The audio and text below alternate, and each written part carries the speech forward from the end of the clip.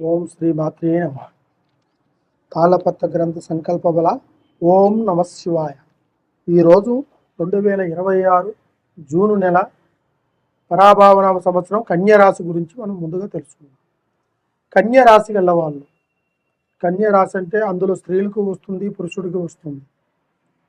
ఈ కన్యరాశి గల వాళ్ళ మనస్తత్వం ఎలా ఉంటుంది అంటే, ఒకరు చెప్పిన మాటని వినరు, తన మనసులో తీసుకునే నిర్ణయాన్ని తీసుకోరు. రెండోది ఏంటంటే, అటు ఇటు కాకోకుండా కొన్ని ఆలోచనలు చేస్తుంటారు.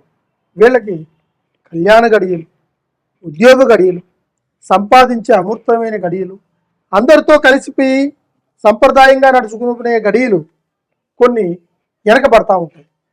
నిదానం తక్కువ, తర్వాత తొందరపాటులో ఆలోచనలు ఎక్కువగా ఉంటాయి. రాశిగల వాళ్ళు మానసికంగా కొన్ని ఆలోచనలు పెట్టుకొని తప్పుడు ఆలోచనలు ముందుగా తీసుకెళ్ళిపోయి కొన్ని పనులను కానియకుండా, అయ్యే పనులు కూడా కానియకుండా చేయడానికి వీళ్ళ మనస్తత్వాలే వీళ్ళని అడ్డుకునేలాగా చేస్తున్నాయి. దీంట్లో వీళ్ళకి నవగ్రహ సంకల్పాల్లో శనీశ్వరుడు ముందుగా ఉన్నాడు. ఈ అధిపతి సంకల్పమైన గ్రహస్థితికి సంబంధించిన వాడు ఈ శనీశ్వరుడు ఏ కార్యాన్ని మంచిగా జరగనీయడు. అదేవిధంగా రామేశ్వరం పైన శనీశ్వరం తప్పనట్టుగా వీళ్ళు ఒక మనిషిని ఎంట పెట్టుకొని వాడి మాటలే అనుకుంటూ పోతుంటారు. ఈ రాశి గలవారు వాడు చెడు చెబుతుండా, మంచి చెబుతుండా, ఏ విధంగా చెబుతుండా అని గ్రహించడు. వాడు చెప్పిన మాట వేదమని వాడి అంతరాత్మగా అనిపిస్తుంది తప్ప, రేపు భవిష్యత్తులో వాడు చేస్తే వాడు చెప్పిన మాట విని మనం ఈ విధంగా పోతే మనకి అది రియాక్షన్గా ఎదురు దెబ్బ తగులుతుందని గ్రహించే ఒక ఆలోచనలు ఈ రాశి గల వాళ్ళకి చాలా తక్కువ ఉంటాయి. అదేవిధంగా సంపాదించే సంపాదన, నువ్వు కష్టపడేది ఏ విధంగా ఎంతవరకు కష్టపడతావో అంతవరకే, ఎంత చెట్టుకి అంత గాలి లెక్కనే కష్టపడతావు. ఇకపోతే ఆర్థిక సమస్యల్లోంచి నువ్వు కొన్ని ఇబ్బందులు పడే అవకాశాలు కూడా కొన్ని కనబడుతున్నాయి. ఈ ఆర్థిక సమస్యలు ఒక పక్క అయితే, ఆరోగ్య సమస్యలు కూడా మిమ్మల్ని అనుకోకుండా ఒక తప్పుడు దారిలోకి తీసుకెళ్ళిపోతున్నాయి. అదేవిధంగా మీరు హాస్పిటల్కి పోయినా, ఏ హాస్పిటల్ చూపించుకున్నా, ఏదైనా అనుకున్నా కూడా ఫలానా జబ్బు, ఫలానా రోగం అని తేలదు. ఎందువల్ల అంటే ఇందులో చెడు జరగచ్చు, ప్రయోగం జరగచ్చు, చేతబడి జరగవచ్చు, బాణావతి జరగచ్చు, తర్వాత చెల్లంగి జరగచ్చు. అది ఏ రూపంగా వస్తుందో తెలియదు. దాన్ని గ్రహించుకోకుండా కొన్ని విషయాలను బట్టి నువ్వు అక్కడికి ఇక్కడికి తిరుగుతున్నా కొద్దికి ఆ నెగిటివ్ ఎనర్జీని బాడీలో ఇంకా పెంచుకుంటూ పోతూనే ఉంటుంది. నువ్వు కాన్సెప్ట్తో దాన్ని ఆలోచించి ఆ కార్యక్రమాన్ని నువ్వు పూర్తి చేయలేవు. నువ్వు తీసుకున్న సబ్జెక్టు ఇదేనా, నేను చేసేదేనా, దీంట్లో మంచి జరుగుతుందా అని ఒక అనుమాన స్థితికి కూడా దారితీస్తుంది. అదేవిధంగా ఈ రాశి గల వాటిలో ఎక్కువగా ఆశ ఎక్కువగా ఉంటుంది. ఆశ దురాశ దుఃఖానికి చేటు మాదిరిగా నిలబెడుతుంది. ఆశ లేనివాడు ఏ మానవుడు లేడు. ప్రతి ఒక్క మనిషికి ఆశ ఉంటుంది. కానీ ఈ రాశి గల వాళ్ళలోనే ప్రత్యేకంగా ఎందుకు ఉంటుందిరా అంటే, వీళ్ళు ఒకరి మాట నేను ఎరరు, చెవును పట్టించుకోరు. వీళ్ళ మాటని వీళ్ళు ఆలోచించరు. మనకి ప్రస్తుతానికి జరిగింది అంతవరకు ఆలోచిస్తారు.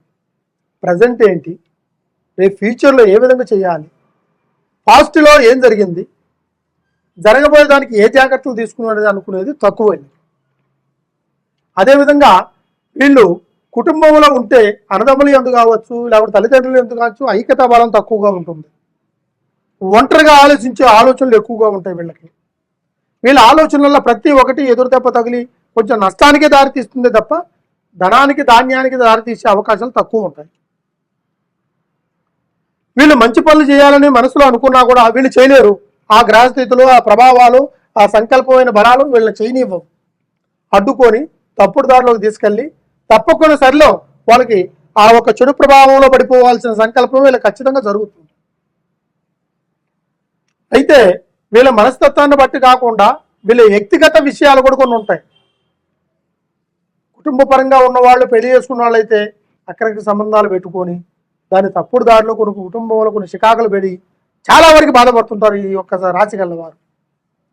అదేవిధంగా ఈ ఒక్క అవకాశాన్ని బట్టి ఆ కుటుంబంలో చెడ్డ పేరైపోయి ఎప్పుడు బజార్లోకి ఎక్కని వాళ్ళు రోడ్డును పడిపోయి కుటుంబంలో భార్య వల్ల, భర్త వల్ల, లేకుంటే సంసారం వల్ల, లేకుంటే బయట పెట్టుకున్న సంబంధాల వల్ల ఇది ఒక చెడుదారికి దారి తీసే ఒక సంకల్పం ముఖ్యంగా ఉంటుంది.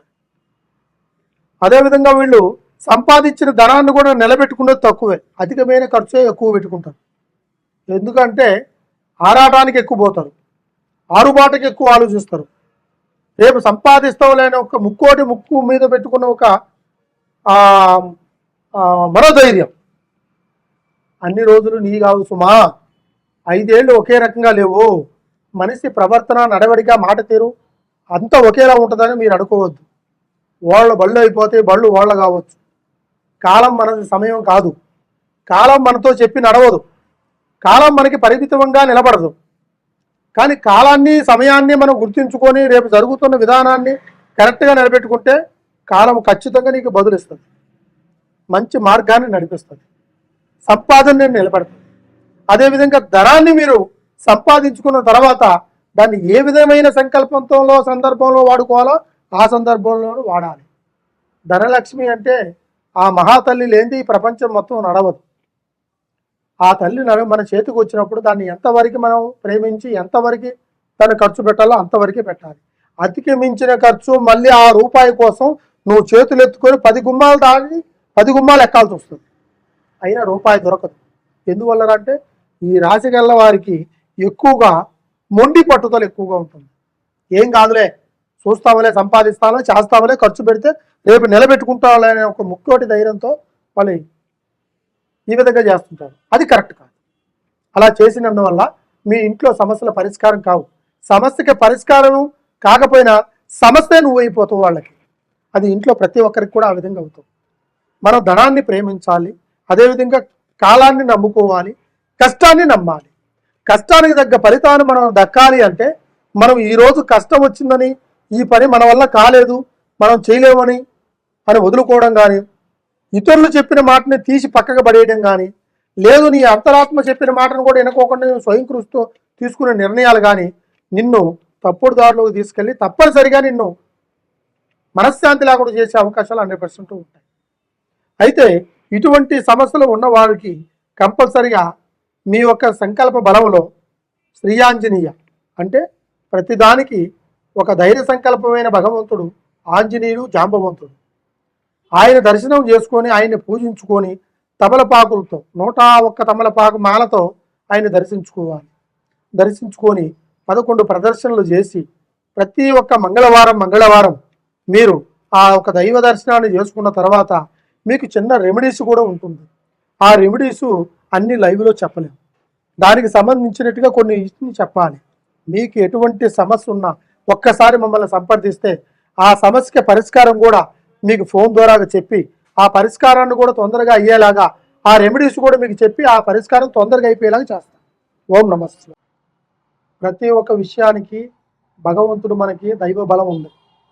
అది హిందువులు కావచ్చు, ముస్లిమ్స్ కావచ్చు, క్రైస్తవులు కావచ్చు, ఎవరికైనా సరే ఎవరు నమ్ముకునే దైవ బలం వాళ్ళదే. ఆ దైవ బలాన్ని నమ్ముకున్న వాళ్ళు నా దైవం గొప్ప, నీ దైవం గొప్ప అనేది కాదు. మనం నమ్ముకున్న సంకల్ప బలం ప్రకారం మన దైవాన్ని మనం నమ్ముకొని మన పనిని చేస్తున్నాం. అదే దాంట్లోనే ఆ పనిలోనే మీకు దేవుడు కనిపిస్తాడు. ఆ దైవ బలమే మిమ్మల్ని అన్ని విషయాల్లో ముందుకు తీసుకెళ్లే ఒక సంకల్ప బలం. అయితే దీంతో పాటు ధనాన్ని కూడా మనకి ముఖ్యం కారణం. ధనం అనేది ప్రతి ఒక్క మనిషికి ఇంపార్టెంట్. ధనం లేనిది ఈరోజు ఏ ఒక్క కార్యాన్ని మనం చేయలేం. అదేవిధంగా ధనం సంపాదించి దానిని మిగలబెట్టుకునేది కొంతమందికి తెలియక కొన్ని ఇబ్బందులు పడుతున్నారు, కొన్ని కష్టాలు పాలవుతున్నారు, కొన్ని అప్పులు పాలవుతున్నారు. కొంతమంది అయితే ఉన్నది బాగొట్టుకొని లేని దాని గురించి ఎత్తుకుంటూ తిరుగుతున్నారు. ఇలాంటి వాళ్ళకి ధన సంకల్పం గురించి ధన వశీకరణ, జన వశీకరణ, తర్వాత అదృష్ట వశీకరణ అనే ఒక సంజీవులు ఉంటాయి. వాటిని మనం భద్రాచలం అడవుల్లో కానీ, తర్వాత గృహ సంకల్పంలో కానీ, శ్రీశైలంలో కానీ ఇలాంటి కొన్ని సంజీవులు మనకి దొరుకుతాయి. అలాంటివి మనం తెప్పించేసి ఆ 3 సంజీవులు మనకి ప్రతి ఒక్క మానవుడికి ఇంపార్టెంట్.